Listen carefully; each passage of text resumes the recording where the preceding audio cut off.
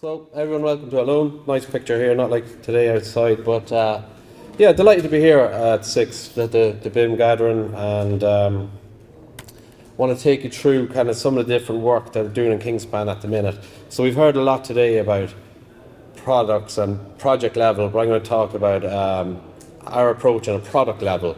So just a quick introduction about myself. I am the Kingspan Group BIM Manager, been there since 2019.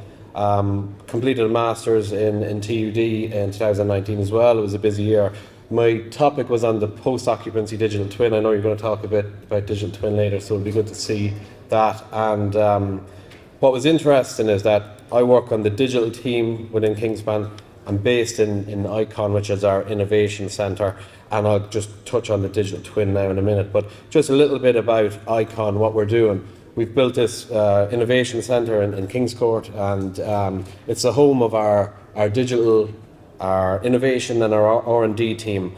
It's built using all of our products, and what we did is we made it into a digital twin, and it's a really cool building. And if any of us have been there, you'll know what I'm talking about. If not, give me a shout and I can bring this down and give you a tour around it at some stage. So now I want to talk about the first project that I was involved in when I started in Kingspan was actual construction of a digital twin. So as we know, with a digital twin, been mentioned a good few times today, and from my research, it was kind of seen that there's three elements to a digital twin. So you need your digital version and you need your physical version. So I was lucky enough that we were looking to innovate to create an actual digital twin when I started. So here's some examples of the digital model on the left, and then the physical building on the right.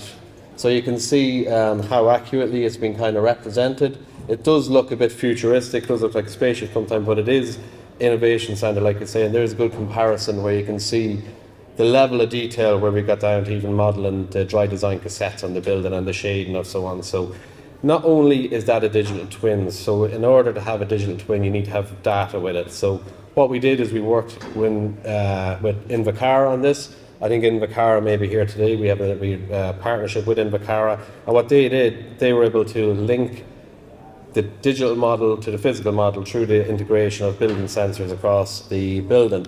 And what we had was this dashboard that we could take out of it. So what we created was a physical twin, or a performance twin. We were able to see how the building is actually performing.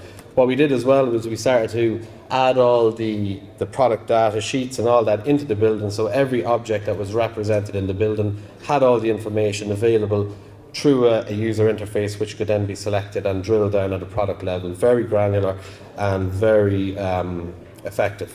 So what we did then is we started to look at how this was performing. So here you can see with the energy, we're able to see how much energy is being consumed. Is there solar PV units on the roof? How much energy are they adding to the building? And starting to really see how it's performing on a day or an hour breakdown.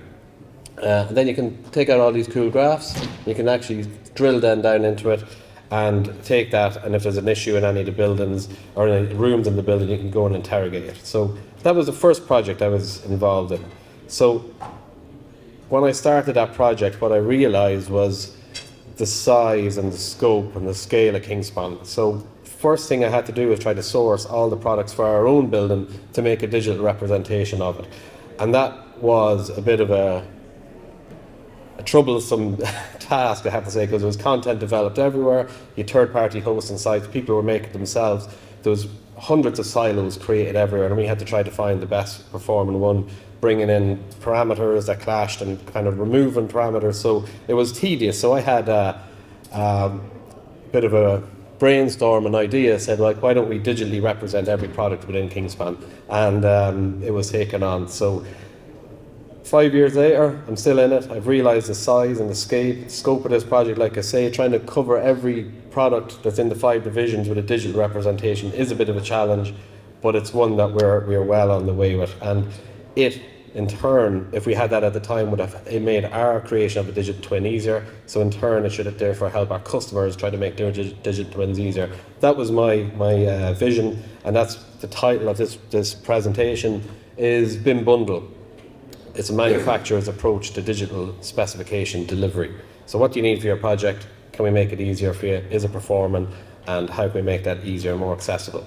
So needed somewhere to start. So like I said, I just finished a master's in TUD with the guys here, and I'd seen ISO was just ISO 19650. The transition to it was a real good stepping stone and something that we could build something on, because you've an international standard, we've a global company, we've all these products, and just the names and the codes and the numbers were just dancing in front of my head, and I could just see how it would help us. So what we needed to do was we needed somewhere to host it, and I pushed to get Autodesk Docs and BIM 360 in, because I seen the benefits of that as well from an Autodesk and a Revit perspective. So that was approved, and that's how we kind of started.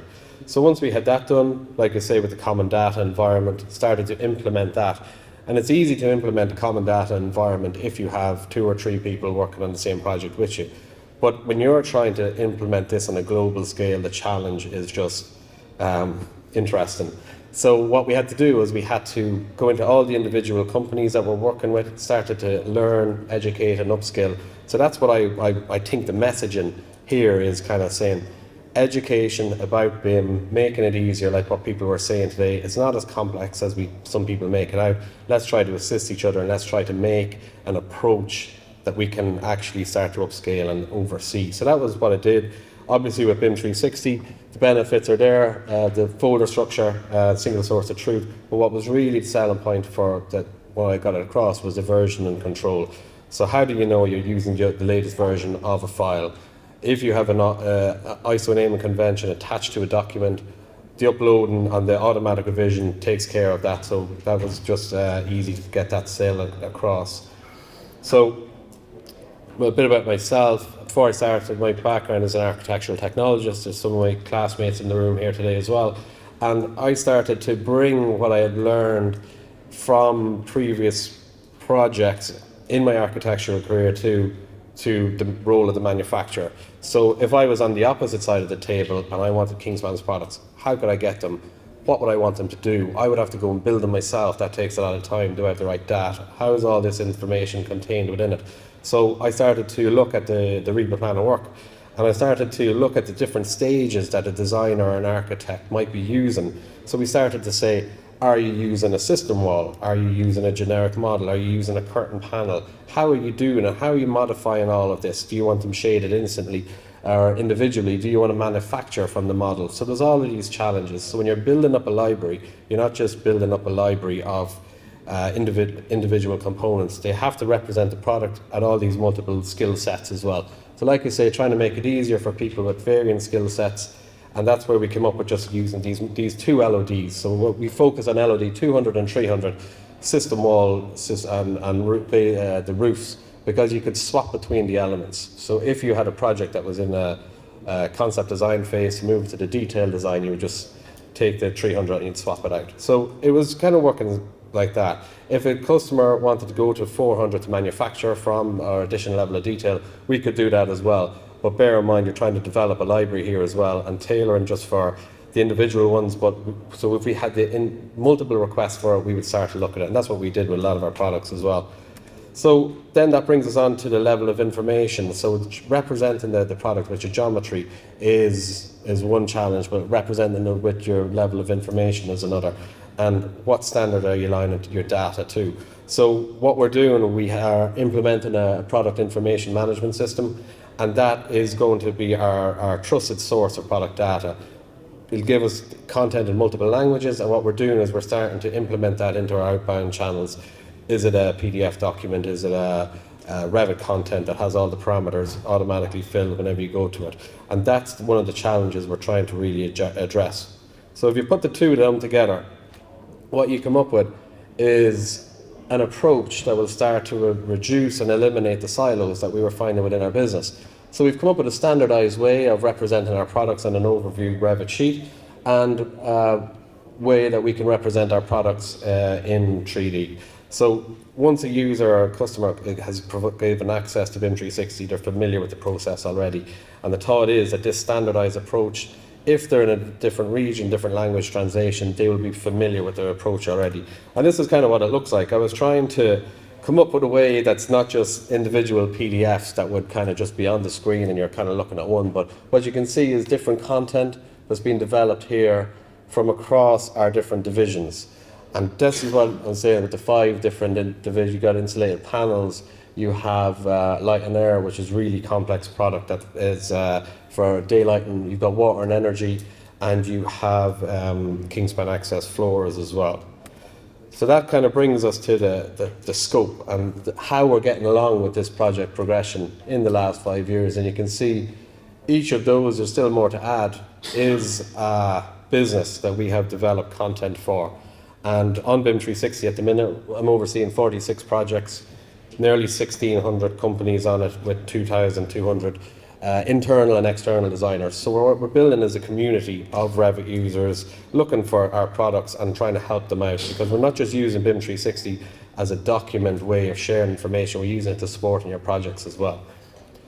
So that kind of brings us to the BIM bundle back. So now what we can do is, if a request comes in for a physical specification for a project, we can now go into our library, technical teams in each business will pull out the relevant content for that and make your digital specification from our library, which contains the up-to-date product information, geometry and data. And there's just 2 examples of some of the content we've made for our insulated panels and our light and air business. So now you get to your BIM bundle, which is your tailored project specification.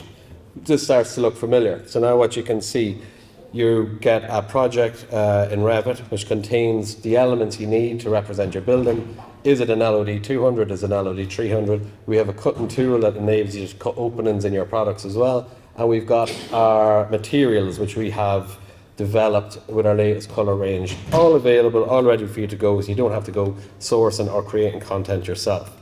So what this does, this removes the risk of bulk download. And this is what we were really trying to implement on this project, because what I get asked every day is, can we have access to your library? We want to download all of your content, we want to store it on our desktop, we want to use it in our future projects, we want it now. So the answer we have to say is, do you want this product, which is AWP, micro rib, meter cover width with a PIR core? And they say yes. But if that's the answer, well then you're using out-of-date data, because that's being replaced with our new quad core panel. So your product that you would have bulk downloaded in the past is not available for use anymore. So therefore you're using out-of-date content. We can't manufacture it, and your project could be just, you have a risk on your project there. And if you had got that for your latest project, that's since been replaced with our lower embodied carbon product. And I heard lower embodied carbon mentioned numerous times today. It is a hot topic. We're addressing it by making product that have obviously the reduced level of carbon in it. So that's the message that we try to say, is if you have a new project that's starting up, we know how long these projects take.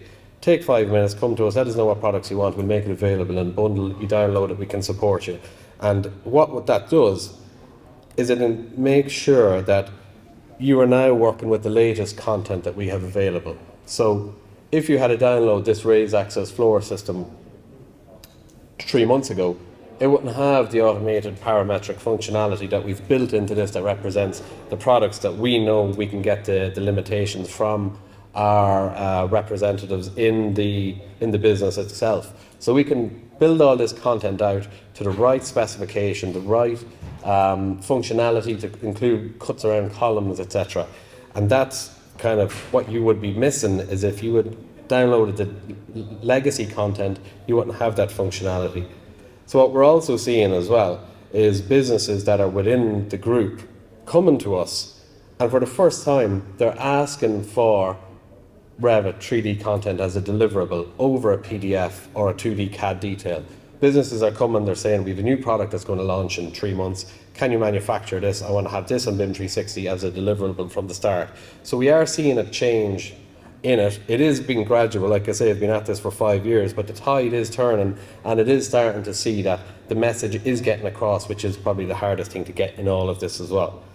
So you're thinking probably, what's in this for me? So like I say, I work for the group level, but there is all these Kingspan businesses, and what we're doing, part of the digital team, is looking at all the websites and revamping all the websites. So on each website you'll see there's a new tools section, and on the tools section you will find content such as this. So on the bottom left you'll see we've built a 3D viewer which takes 2D construction details and turns them into 3D representations.